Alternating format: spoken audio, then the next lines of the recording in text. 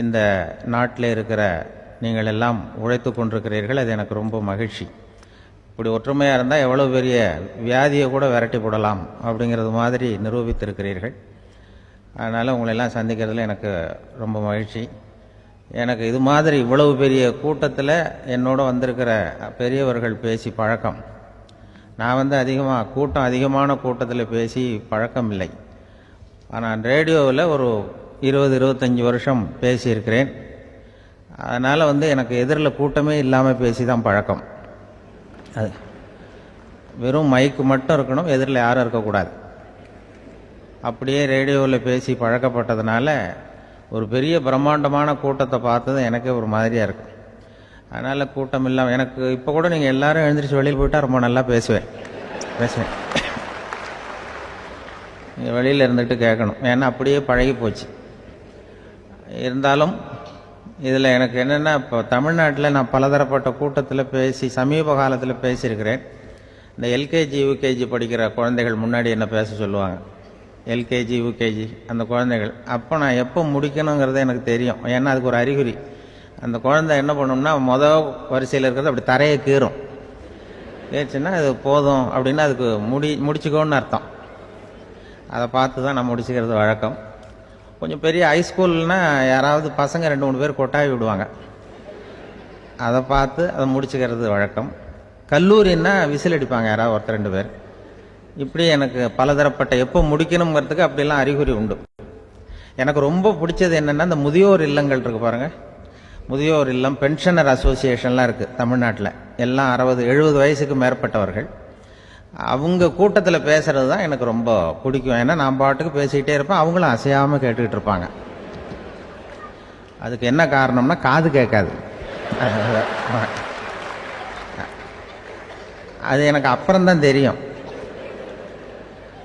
பேசி முடிச்சுட்டு இறங்கி போனால் அந்த மொதல் பெஞ்சில் உட்காந்துருக்கிற ஒரு நாற்காலில், என்ன சார் முடிச்சிட்டிங்க போல் இருக்கு அப்படிம்பார்.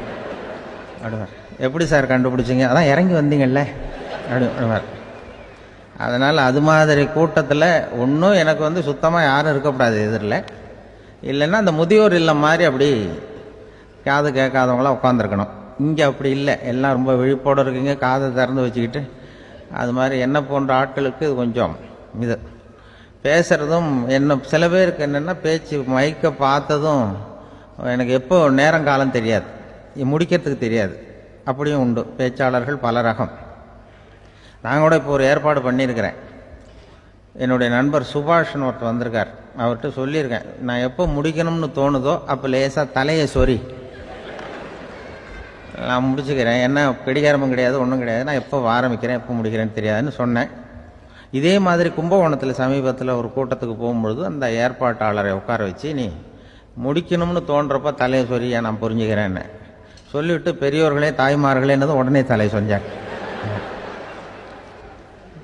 என்னையா அது உள்ளேன்னா, இல்லை இது தலை அரிக்குது அதனால் சொல்லிடுறேன், நீ அது வேற மாதிரியாக சொல்லுவேன்னு சொன்னார். அப்படி ஒருத்தர் ஏற்பாடு பண்ணி உட்கார வச்சுருக்கேன் எதிரில். அவர் இன்னும் தலைக்கு கையை கொண்டு போகல, முதல் வரிசையில் உட்கார வச்சுருக்கிறேன். ஏன்னா இந்த பேசுகிறவங்களுக்கு அந்த கூட்டம் பார்த்துட்டா முடிக்கிறது எப்போ முடிக்கிறது என்ன எதுன்னு தெரியாது. அது ஒரு பேச்சாளர் அவர் பாட்டு பேசிகிட்டே இருந்தாராம், ரொம்ப நேரம் பேசிகிட்டு இருந்திருக்கார். பேசிகிட்டு இருந்தால் ஒன்றும் புரியல, நேரங்காலம் தெரியல. அவருக்கே தோணி ஒரு கட்டத்தில் அந்த பேசுகிறவருக்கே, ஐயா மன்னிச்சுக்கோங்க, நான் ரொம்ப நேரம் பேசிட்டேன் போல் இருக்கு, எவ்வளோ நேரம் பேசினேன்னு எனக்கே ஞாபகம் இல்லை, இந்த கை கடிகாரத்தை கூட பார்க்க மறந்துட்டேன், என்னை மன்னிச்சுக்கோங்க அப்படின்னாராம். அப்போ கோபமாக ஒருத்தர் எழுந்திரிச்சு, ஏன்யா கடிகாரத்தை தான் மறந்த, பின்னாடி மாட்டிருக்கிற காலண்டரையாவது பார்க்கக்கூடாதா அப்படின்னாராம். அப்போ தான் தெரியுது அவன் வாரக்கணக்கில் பேசிக்கிட்டு இருந்திருக்கான். போன வெள்ளிக்கிழமை ஆரம்பித்து இந்த சனிக்கிழமை முடிக்கிறது மாதிரி அப்படி ஆகிடும். என்ன கடிகாரமும் கிடையாது.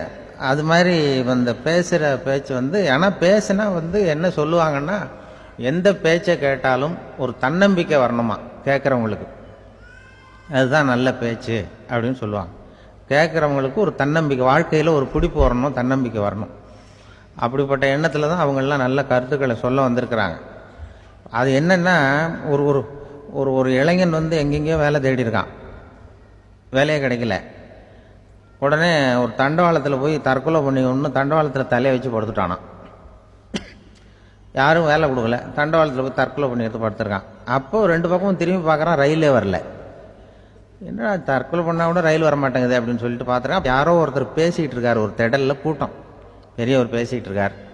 நம்ம அந்த பெரியவர் போய் கொஞ்ச நேரம் அந்த கூட்டத்தையாவது கேட்டுட்டு வருவோம், நீ ரயில் வர்ற பாட்டை காணும், அப்புறம் வந்து தலை வச்சு படுத்துக்குவோம் அப்படி நேராக அந்த கூட்டத்துக்கு போனால் ஒரு திடலில் ஒரு பெரிய மனுஷன் பேசிகிட்டு இருக்கார். தன்னம்பிக்கை, வாழ்க்கையில் இளைஞர்கள் ரொம்ப தன்னம்பிக்கையோடு இருக்கணும் அப்படி இப்படின்னு பேசிகிட்டு இருக்கார். இவன் போய் உட்காந்து கேட்டான். இந்த இளைஞன் 1 மணி நேரம் கேட்டான். 2000 பேர் உட்காந்து கேட்டுக்கிட்டு இருந்தாங்க. உடனே கூட்டம் முடிஞ்சுது, கூட்டம்லாம் கலைஞ்சு போச்சு.